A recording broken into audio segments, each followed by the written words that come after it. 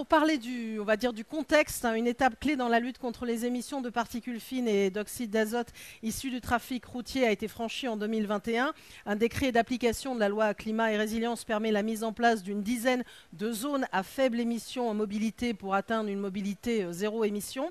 En parallèle, et vous le savez, hein, la décarbonation des applications est une préoccupation des acteurs de la logistique. Comment contribuer à la réduction des émissions polluantes tout en préservant la mobilité? Comment décarboner la logistique? Et quelles sont les énergies alternatives possibles et pertinentes? C'est ce que nous allons voir avec ce nouvel atelier. On va s'appuyer dans un instant sur des exemples européens et puis nous verrons ce qui se passe du côté de la France avec une table ronde et des solutions très concrètes dont je vous parlais.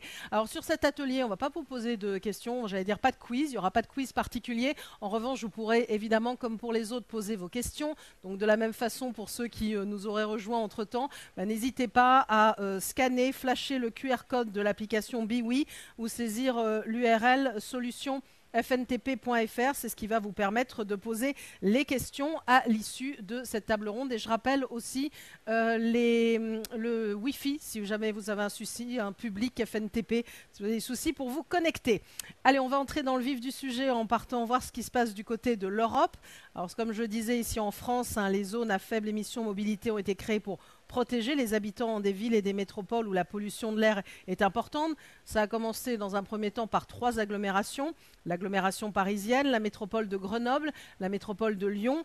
Et puis ça a évolué en 2021 avec de nouvelles métropoles, Aix-Marseille-Provence, Nice-Côte d'Azur, Toulon-Provence-Méditerranée, Toulouse, Montpellier-Méditerranée, Strasbourg et enfin Rouen-Normandie. Et qu'est-ce qui se passe ailleurs qu'en France? Eh bien en Europe, on comptait en 2019, je n'ai pas trouvé de chiffres plus près de 300 zones à faible émission réparties dans plus d'une dizaine de pays. C'est pour ça qu'on a voulu aller voir ce qui se passait un peu ailleurs et comment ça s'appliquait concrètement, ces dispositifs. On va partir d'abord du côté de l'Italie. Alors ils sont là en vidéo, ils ne sont pas là physiquement avec nous, avec Piero Petruccio qui est PDG d'ICOP SPA, vice-président de l'Association italienne de la construction et vice-président de la Fédération de l'industrie européenne de la construction. L'objectif, c'est de parler évidemment des enjeux des ZFE dont je parlais, mais aussi comment les acteurs de la construction en Italie s'engagent et l'innovation qui est mise en place. Donc je vous invite à découvrir à présent cette vidéo et cette interview.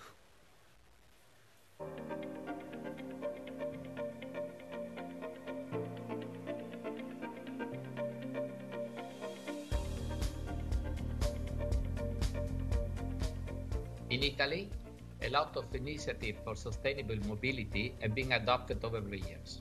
Italy has a real record in Europe, the highest number of cities with restricted traffic zones. Competence for these zones is assigned at regional or at municipal level with the preparation of a guidance plans. Another practice is the move-in project, monitoraggio dei veicoli inquinanti. This is a very interesting new service. Through it, some regions control emissions by monitoring actual mileage of vehicles. In contrast of a low emission zones instrument, the restriction does not apply to individual zones, but directly to the number of kilometers covered by certain vehicles identified as highly polluting. The number of kilometers actually traveled is monitored by installing a black box in the vehicle. ICOP, my company, last year adopted a net zero emission strategy. We implemented direct measures, reduction of emission from the vehicles and the machines used in the work site, installation of an appropriate number of photovoltaic panels in our headquarters, and a repair workshop to reduce the emission. And also in indirect measures, as reduction of volume of sludge and sand to be transported to the landfill with consequent reduction of the use of the vehicles. What is very important for our companies is to work on innovation, introducing new, inherently green technologies. For example, trenchless technologies for laying pipes, water, sewage, gas pipelines, underground without the need for open excavation, and thus can significantly reduce not only emissions, but also the impact on, for example, traffic, in case the works are in an urban area, or environmental impact in the case of work in environmentally sensitive areas. ECOP, with this kind of technology, has built several microtunnels in France over the last 6-7 years. Another experience I would like to share with you is what we adopted, for example, in the Grand Paris Express project, the larger transport project in Europe, in which we were involved in the last 10 years. Thanks to his long experience in sludge treatment, the sanding plants for drilling mud recycling have been systematically equipped with centrifuge plants. This makes it possible to reuse drilling mud for a greater number of cycles, thus reducing consumption and the environmental impact of transporting liquid mud to the landfills. In addition, by using centrifuges when the mud is no longer usable, it's possible to separate the solid part from the liquid one, thus significantly reducing waste volumes. Another technology we use in Paris was in consolidation and waterproofing works using soil freezing technology. In addition to being a reversible technology that allows the soil to return to its previous geohydraulic conditions without leaving the significant volumes of concrete in place, the use of combusted hangings is kept to a minimum. In the specific case of the Clichy-Saint-Ouen site, for the lot 3 of line 14 north in Paris, ECOP had installed high-powered refrigeration units for a period of about 16 months to carry out the work, but we found a way to connect them to the existing electricity grid. The two samples that I gave you now is just to give you an idea of what a construction company can do in order to contribute to the reduction of the CO2 emissions. This issue is something that we have to face from now and also in the next coming years, because it will be one of the most important things also in the construction business. Voilà, c'était donc un témoignage du côté donc de l'Italie avec ce qui se passe concrètement. Piero Petruccio, donc PDG d'ECOP SPA, aussi vice-président de l'association italienne de la construction. On a vu beaucoup d'innovation et on a un peu aussi quitté la problématique des ZFE. C'est ce qu'on va faire en partant du côté des Pays-Bas. Cette fois-ci, ils sont deux à témoigner. Ils ne sont pas là, donc si j'écorche leur nom, j'espère que ça ne posera pas de soucis. Jorrit van Omem, qui est de la Fédération néerlandaise de la construction, et Steven de Kroes, qui est responsable développement durable de Dura Vermeer. Leurs objectifs, c'est que d'ici 2030, les entreprises de construction, enfin du côté des Pays-Bas, soient majoritairement sans émissions. C'est ce qu'on va voir concrètement à travers cette nouvelle vidéo.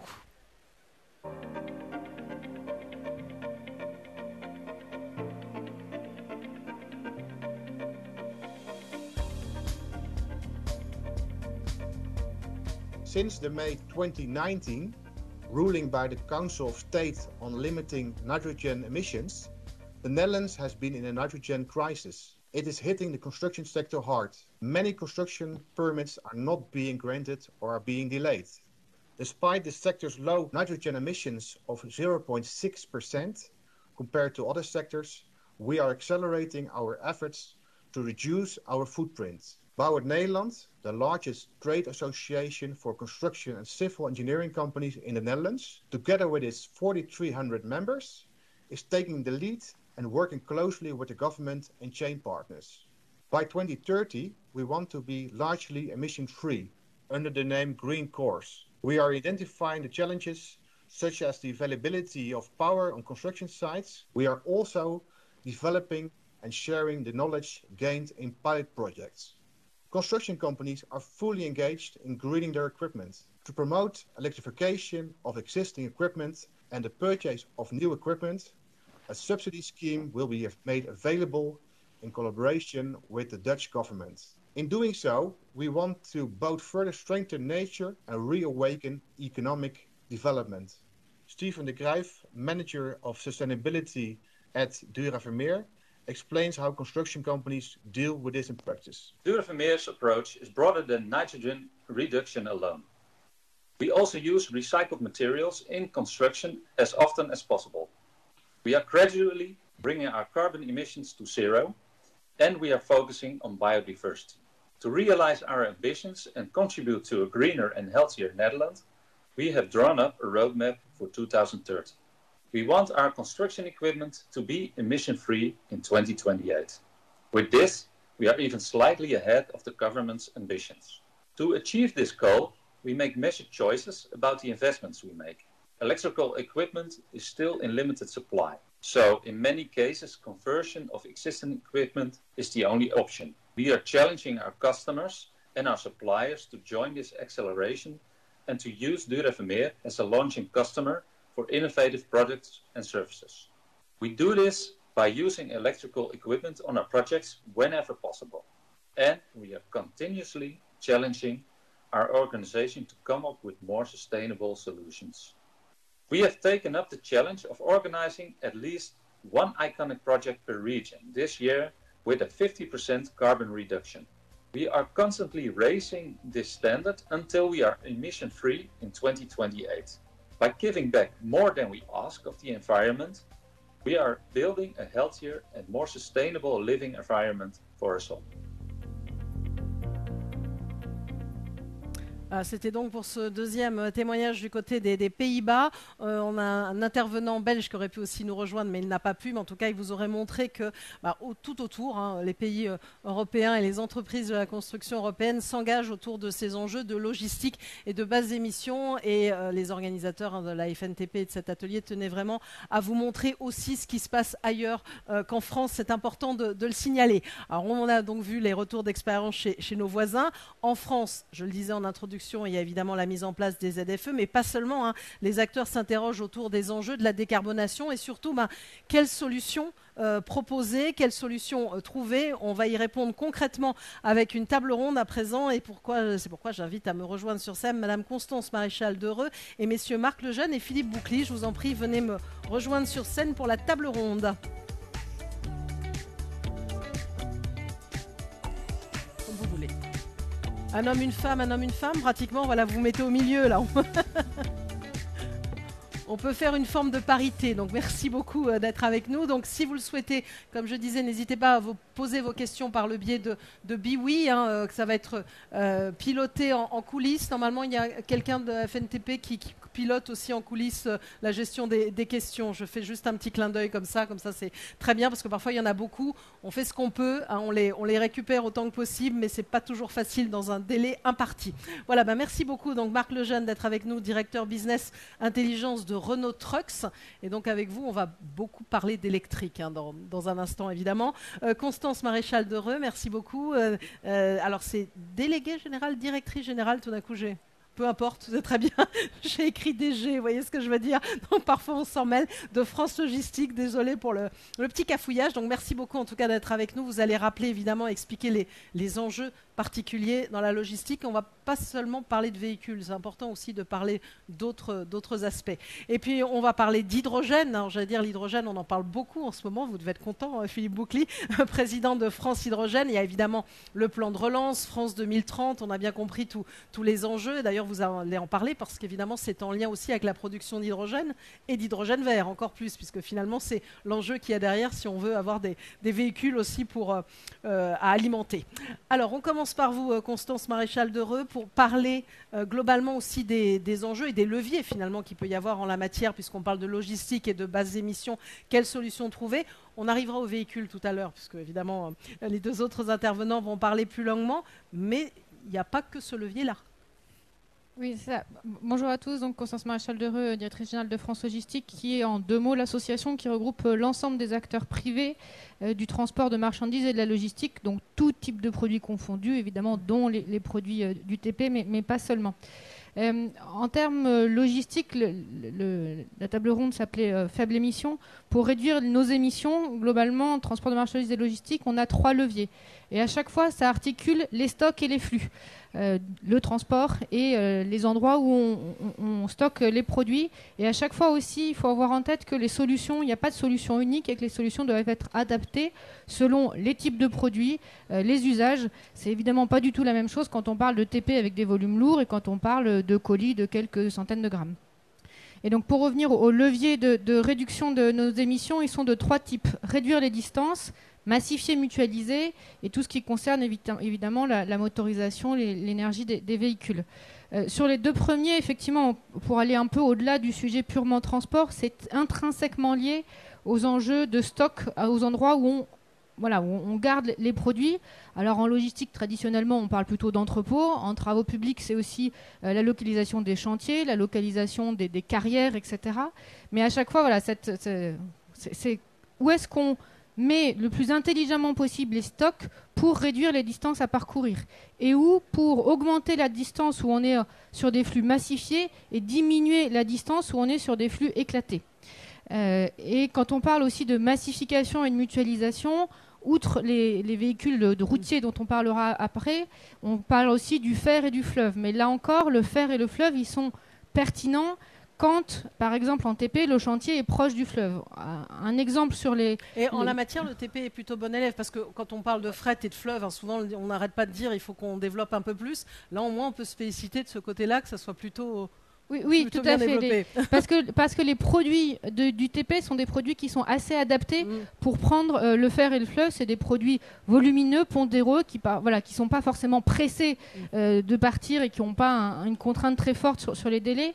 Et par exemple, effectivement, sur les chantiers du Grand Paris, un tunnelier, ça sort 2000 tonnes de terre par jour. C'est important. Et évidemment, les tunneliers, c'est ce qui a été fait, qui sont proches de la Seine, la terre, les déblais, peuvent partir par la voie d'eau. Par contre, un tunnelier qui sort à 30 ou 40 km de la voie d'eau, c'est pas là, dans ce cas-là, ça va être beaucoup plus compliqué. C'est pas pertinent de prendre la voie d'eau. D'où le fait que la massification, elle est adaptée au flux. Et pareil, de la même manière, on parle, et je crois que ça a été évoqué dans plusieurs sous les bulles là ce matin, le vélo. Le vélo, ça marche bien sur des colis, ça marche peut-être un peu moins bien quand on a 2000 tonnes à sortir par jour avec un vélo qui fait 100 km. Les pauvres cyclistes, c'est pas très drôle. Il y a des vélos cargo maintenant, enfin bon, je plaisante. Oui, mais c'est 100 kg, donc si on fait le ratio, il faut 7000 cyclistes par jour pour sortir un tunnelier. C'est bon pour la santé. Donc oui, il y a d'autres contraintes. Donc voilà, c'est vraiment réduire les distances, les questions de massification, de mutualisation adaptées aux endroits et aux produits à transporter. Et après, évidemment, toutes les questions et qui ont été aussi soulevées dans les petites vidéos avant, les questions de véhicules. Mais là encore, il faut avoir en tête que ça dépend des usages. Les véhicules électriques dont parlera beaucoup Renault Trucks sont aujourd'hui disponibles et adaptés sur certains types de distances, certains types d'autonomie, certains types de poids, mais pas forcément sur la longue distance, par exemple. Les véhicules hydrogène dont on parle beaucoup, ils ne sont pas encore vraiment disponibles en série. Donc aujourd'hui, les énergies qui sont dans la pratique utilisées en alternative du diesel, c'est majoritairement le gaz. L'électrique qui se développe, mais plutôt sur les petits véhicules, petites autonomies, et l'hydrogène, peut-être pour plus tard, mais avec, Monsieur Bouclil détaillera d'autres contraintes. Et sachant qu'il faut aussi, sur ces sujets de transport, il faut bien mixer à chaque fois les véhicules, la disponibilité de l'énergie en tant que telle, et la capacité pour les transporteurs à avoir accès à cette énergie. Donc il faut réussir à faire travailler ensemble beaucoup de maillons. Et sur la partie transport de marchandises, on a peut-être un peu de retard. Et c'est vrai que depuis 1 an ou 2, vraiment, on y travaille tous ensemble. Et on se rend compte qu'on a le constat partagé, que c'est compliqué et qu'il faut continuer d'y travailler ensemble pour élaborer le chemin dans les années à venir. Mais on n'y est pas encore tout à fait. Et c'est vrai que les ZFE, elles ont un peu mis la charrue avant les bœufs en interdisant, alors qu'on n'est pas encore, en tout cas sur tous les usages, complètement certains des solutions pour nous permettre de décarboner. C'est pour ça que c'est un sujet un peu sensible et qu'on a écrit en titre une équation impossible, parce que on a une réalité, on le sait depuis ce matin, on parle de réglementation, de loi, etc., une mise en place. Typiquement, c'est vrai que les ZFE posent une problématique en termes de matériel qu'il y a derrière pour beaucoup d'acteurs, et c'est pour ça qu'on a organisé aussi cette table ronde. Alors vous avez commencé à commenter, à réagir, ce qui concerne les véhicules, et vous pourrez le faire tout à l'heure. Je vais d'abord commencer par l'électrique avant d'aller vers l'hydrogène, même si, comme vous dites, c'est tout de suite, mais c'est peut-être pas tout de suite, un tout petit peu plus tard, mais on va en parler. Marc Lejeune, donc aussi cette problématique, on a bien compris, il y a la problématique des ZFE qui fait qu'évidemment on doit trouver des alternatives, et notamment électriques. Où est-ce qu'on en est en la matière? Comment vous le voyez, ce marché? Alors, je vais commencer par prendre un peu de recul. Ouais. Donc, Renault Trucks, pour qui je travaille, appartient au groupe Volvo, qui a pris, comme beaucoup d'entreprises ici, des engagements dans Science Based Targets, des auto-engagements de réduction d'empreinte carbone. Et nous, notre scope 3, c'est votre scope 1 et 2. Donc, on est dans une démarche active de vous aider à décarboner. de façon à ce que notre Scope 3 aussi le soit et qu'on réussisse nos engagements. Donc, pour que vous compreniez aussi notre marché, on a à peu près la moitié de nos ventes, c'est des camions qu'on appelle non routiers, mais qui font aussi des distributions régionales, donc c'est des tracteurs. On a un quart de nos ventes, c'est des camions de ville, et un quart de nos ventes, c'est des camions de chantier. Donc, on a un camion qui s'appelle C et un camion qui s'appelle K.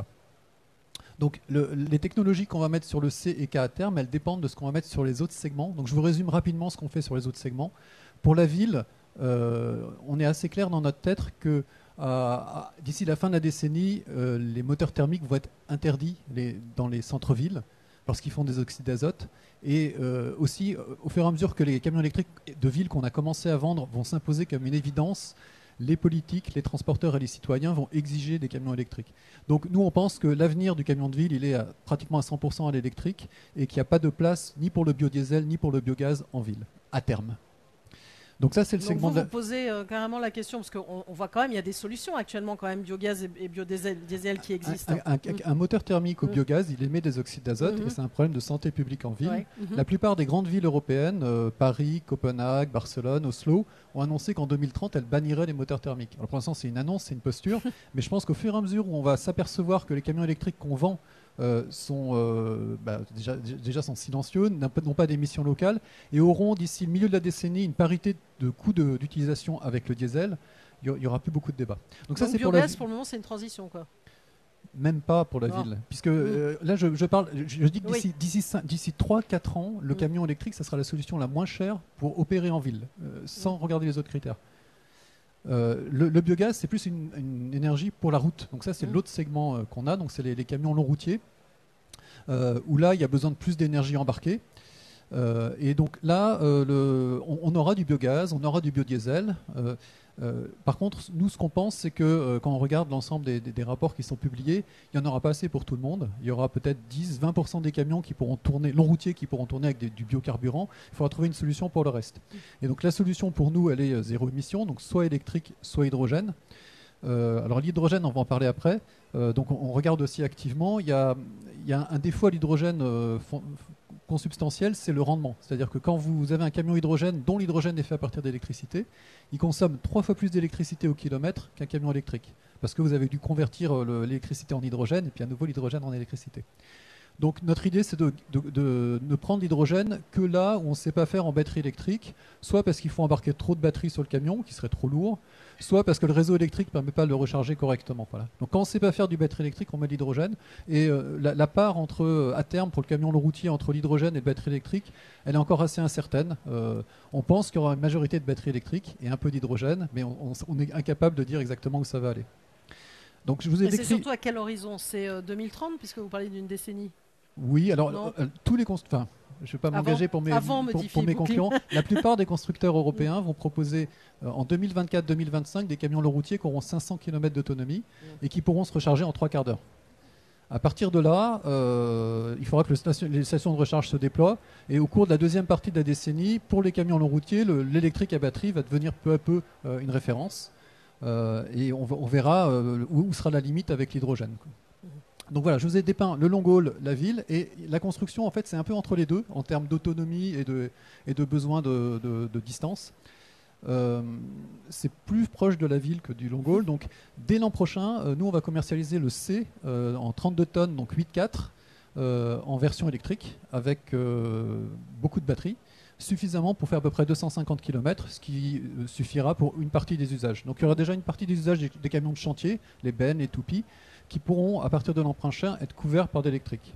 Alors ça va être un peu le même schéma que sur la ville, c'est-à-dire on aura au départ un TCO qui sera un peu plus élevé, donc il faudra trouver des astuces pour compenser.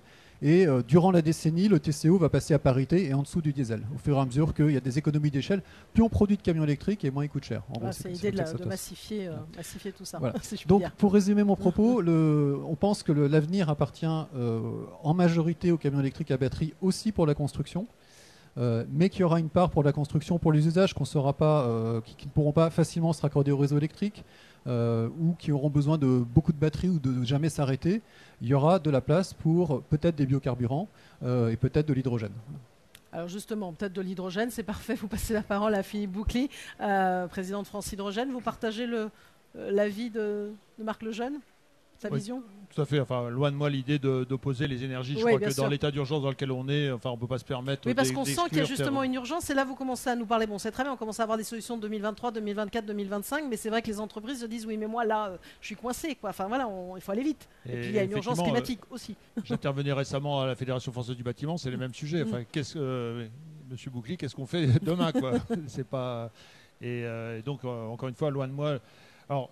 J'ai quand même une remarque sur le véhicule électrique. Marc disait recharge en 3 quarts d'heure pour donner 500 km d'autonomie à un camion qui doit faire plus de 30 tonnes. Je pense que, enfin, un calcul de tête, à mon avis, il faut une borne de 800 kW. 750 kW. 750, il y a un groupe de travail international qui est en train d'établir j'attends de voir le réseau électrique qui va supporter N bornes de 750 kW. On va faire venir RTE et Enedis. Enedis pense que c'est très réalisable, mais on les écoutera. Ouais.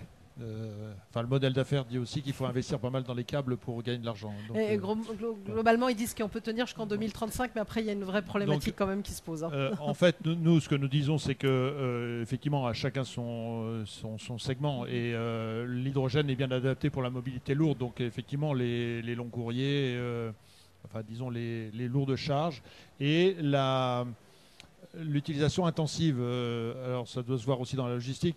Enfin, j'ai entendu l'autre fois des remarques, enfin c'est pas moi qui l'ai dit, c'est en gros si on a une voiture électrique et qu'on met à recharge la nuit, si on en a besoin de façon inopinée pendant la nuit pour une raison quelconque, par exemple, alors c'est pas de la logistique mais c'est de l'intervention en urgence, il faut être sûr qu'on a assez d'énergie dans la batterie. Donc nous nous efforçons de développer, enfin, ce qui va être clé, mais c'est vrai pour toutes les énergies, c'est je dirais le dialogue entre les usagers, le parc de véhicules et l'infrastructure. Donc nous efforçons de mettre en place une infrastructure de recharge. Dans nos scénarios, nous l'avons évalué à 1000-1700 stations, de façon à donner un confort minimum. Alors il est clair que... Alors c'est autour de bassins, vous avez défini des bassins, mais pas seulement, parce qu'il y a des corridors aussi, c'est ça? Alors voilà, si on rentre plus directement dans notre projection et dans notre vision du développement de l'hydrogène à l'horizon 2030, en partant à la fois des zones de consommation actuelles d'hydrogène, des zones potentielles de consommation d'hydrogène et des projets qui sont déjà développés, on voit assez facilement et assez rapidement se dégager 7 bassins. Alors d'autres ont appelé ça cluster, mais on s'est dit qu'avec le Covid, c'était pas une bonne idée. C'est un mot qu'on employait avant, les clusters. Voilà. Mais on l'a changé. Donc des bassins. Les bassins, c'est les ports, Dunkerque, Saint-Nazaire, Fos. Ce sont les vallées de la Seine, donc du Havre jusqu'à Roissy-Charles de Gaulle. Vallée du Rhône, et puis ça embarque également la région de Grenoble, et puis les régions frontalières, donc la Nouvelle-Aquitaine et l'Occitanie, le bassin de Lac par exemple, avec des liaisons avec l'Espagne, ou la Lorraine et avec des liaisons avec la Sarre. Et ça va concentrer à peu près 85% des besoins d'hydrogène à l'horizon 2030. Et ça va permettre, donc ce sont des grosses quantités, donc ça va permettre de changer d'échelle et de développer une industrie de l'électrolyse compétitive, puisqu'on va, contribuer à faire baisser les coûts par la masse. Le reste du territoire ne sera pas une zone blanche, mais sera couvert, comme disait Nathalie, par une infrastructure de recharge. Ce sont les réseaux d'autoroutes et les grands réseaux, je dirais, européens. Et c'est là qu'au total, donc à la fois dans les métropoles, parce qu'avec la loi climat résilience, toutes les métropoles de plus de 150 000, les agglomérations de plus de 150 000 habitants devront avoir une ZFE d'ici 2030. Donc à la fois dans les agglomérations et puis le long des axes, on estime qu'avec 1000 à 1700 stations, on devrait rendre le service à peu près confortable. Alors le gros enjeu, et vous l'avez évoqué, c'est aussi l'hydrogène vert. Donc à quel horizon? Alors, d'abord, qu'est-ce que c'est que l'hydrogène vert? Exactement. C'est ambigu. Certains ne veulent plus donner de couleur d'ailleurs, parce que c'est 50 nuances d'hydrogène. Voilà. Donc c'est renouvelable ou bas carbone, c'est-à-dire moins de 3 kg de gaz carbonique par kilo d'hydrogène. Et donc, ce que nous avons montré dans les études qui sont sur notre site, c'est que Il y a en France, compte tenu du parc de production d'électricité, à la fois nucléaire et hydroélectrique, on oublie aussi l'hydroélectrique, c'est du renouvelable. On a suffisamment d'électricité pour assurer la production qui est visée à l'horizon 2030. On vise entre 680 000 et 1 100 000 tonnes d'hydrogène. Et donc pour ça, il vous faut entre 37 et 60 TWh. Et ça rentre largement dans les clous des projections de RTE. Donc il y a assez d'hydrogène renouvelable ou bas carbone. Alors la question qui peut revenir aussi tout le Mais temps... il n'y a pas assez d'électricité renouvelable. Exactement, voilà, ça aussi c'est une autre problématique. Voilà. Et la question aussi qui revient, vous l'avez évoqué, vous avez parlé de coût en disant que ça peut être un prix, on va dire, entre guillemets, raisonnable. Le coût aussi d'un véhicule à hydrogène ? Alors le coût est encore important. Oui. Ça, il ne faut pas se cacher derrière son petit doigt. Un véhicule utilitaire à hydrogène, c'est de l'ordre de 100 000 euros. L'équivalent thermique, c'est quoi? C'est 25 000 euros. Donc il y a un écart considérable. Donc on travaille. Donc il faut un soutien d'État, des subventions d'État. On est un peu en France, on est un peu en dessous de ce que font les Allemands. Par exemple, les Allemands ont réussi à subventionner 80% de l'écart entre le véhicule vertueux et le véhicule thermique. Nous, on est un peu en dessous. Donc, effectivement, il y a un effort financier à faire, c'est clair. Mais là aussi, on le compensera par la massification. Un véhicule électrique hors batterie, un véhicule électrique nu est moins cher qu'un véhicule thermique. Mais évidemment, la batterie coûte cher. Ce qu'on a calculé dans nos groupes de travail, c'est la masse critique nécessaire pour commencer à attaquer la courbe d'expérience. Il faut au moins 50 000 véhicules par an. Donc on en est loin. Stellantis doit se lancer. Je crois que la série de Stellantis à l'heure actuelle, c'est 3 000 véhicules par an. Donc Toyota, pour sa Mirai, pendant quelques années, a fonctionné à 2-3 000 véhicules par an. Là, ils sont à 30 000. Les chiffres récents, c'était de l'ordre de 30 000 par an. Il faut au moins atteindre 50 000 pour commencer à avoir cette décroissance. Voilà, donc on disait, c'est l'équation entre l'urgence et puis la réalité. Vous vouliez rebondir, Marc Lejeune? Oui, je veux juste dire, effectivement, le véhicule hydrogène coûte beaucoup plus cher. Et l'autre souci, c'est que l'hydrogène à la pompe coûte aussi en euros au kilo très cher aujourd'hui. Là, c'est pareil, c'est aussi l'effet de taille. On espère avec plus. Alors, il coûte cher, pourquoi? Parce qu'il faut le produire. Et puis également, la pompe coûte cher également. Donc, tout ça, un de nos mots d'ordre, c'est scaling up, c'est passer à l'échelle. Donc, il faut se développer. Et pas faire comme on nous disait il y a quelques temps, c'est retourner dans vos labos, quand vous serez prêts, vous viendrez nous voir. Ça ne marche pas. Est-ce qu'on a une idée du coût de l'hydrogène à horizon 2025 ou 2030 en euros au kilo? On devrait avoir une parité avec voire même moins cher que l'hydrogène gris actuel.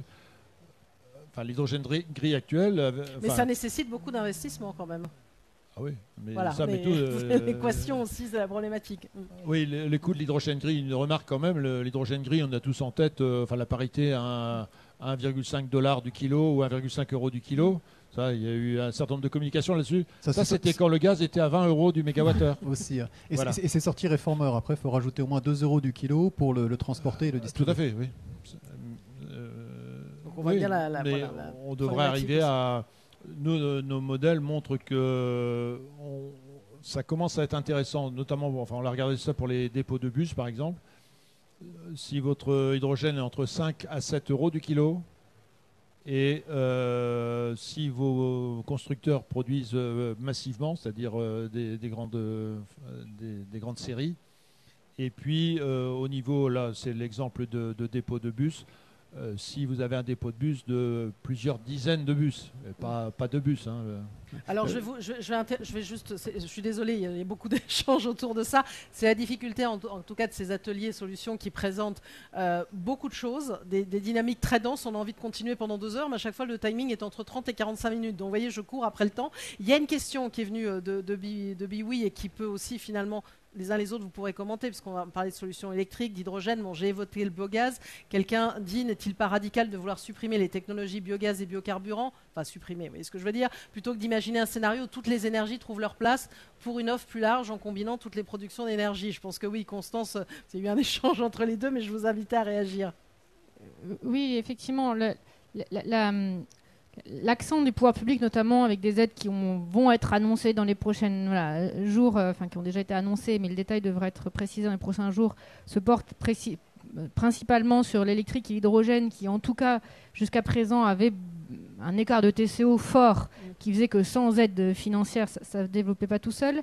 Mais je revérifiais encore hier matin, dans la programmation pluriannuelle de l'énergie que le gouvernement a publiée en avril, je crois, 2020, enfin la dernière version datée d'avril 2020, sur le transport longue distance. Alors c'est différent quand on est seulement sur les VUL, etc.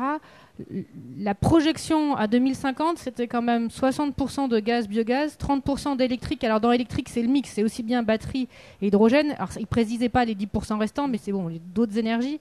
Donc on ne peut pas dire que, en tout cas, même à horizon 2050, aujourd'hui, ça paraît difficile, en tout cas dans les scénarios que le gouvernement avait fait tourner pour jusque 2020, de se passer complètement de certaines énergies, effectivement, autres que électrique, hydrogène. D'ailleurs, il y a un acteur qui dit le scénario sans biogaz, biocarburant peut-il être cohérent avec les professionnels qui opèrent sur route et en centre urbain qui ont besoin d'autonomie? C'est vrai qu'on est dans une solution un peu complexe quand même. Est-ce que vous les commentez?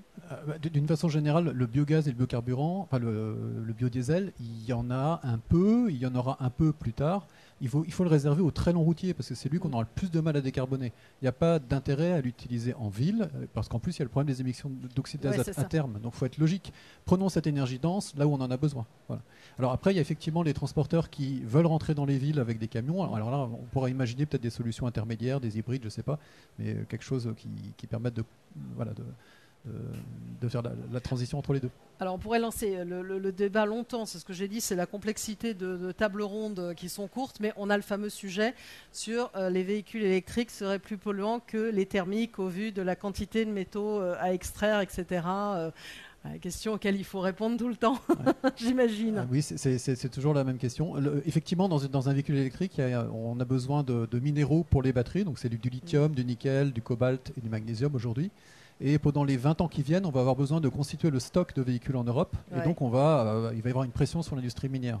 Mais il faut comparer ça à ce qui se passe sur l'industrie pétrolière aujourd'hui. Ce n'est pas le même ordre de grandeur. Parce que là, on ne parle pas d'un carburant pour le véhicule, on parle de l'équipement du véhicule. Et dans une vingtaine d'années, quand le parc sera constitué, grâce à l'économie circulaire qu'on est en train de mettre en place, on va recycler plus de 70% des batteries. Et donc ça va... Il y a une question justement, comment on recyclera la batterie des camions? Parce que finalement, l'Union européenne est en train de mettre en place, la Commission a proposé une loi qui est en discussion, qui prévoit qu'à horizon 2030, c'est-à-dire quand vraiment les batteries vont commencer à arriver sur le marché pour être recyclées, on devra recycler 70% des batteries en masse et récupérer 95% du cobalt, du nickel et du manganèse. Donc en fait, ce qu'il faut imaginer, c'est que dans 20 ans, quand le parc de véhicules électriques sera formé, ça va plus ou moins fonctionner en boucle fermée. On aura toujours besoin d'un peu d'extraction de minéraux, mais beaucoup moins qu'avant. Oui, ça encore une question à soulever. Alors, on va arriver pratiquement. Vous pouvez y aller parce que je vais faire un dernier tour de table pratiquement à la conclusion. Le titre, c'était Logistique et basse émission, une équation impossible. Point d'interrogation, elle n'est peut-être pas totalement impossible, mais il va falloir avancer, quoi. Clairement, c'est ça. Je tique un peu sur les batteries parce que dans un marché en expansion, il faudra quand même continuer à extraire des minerais. Et le recyclage ne peut pas suffire. Ouais.